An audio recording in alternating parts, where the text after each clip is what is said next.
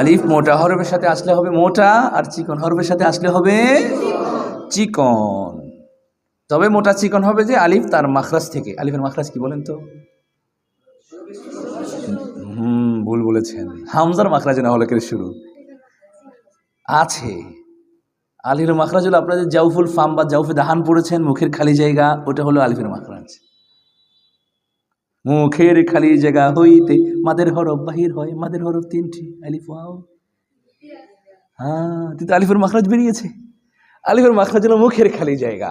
আলিফের মাখরাজ হলো মুখের খালি জায়গা। কথা কি বুঝেছেন?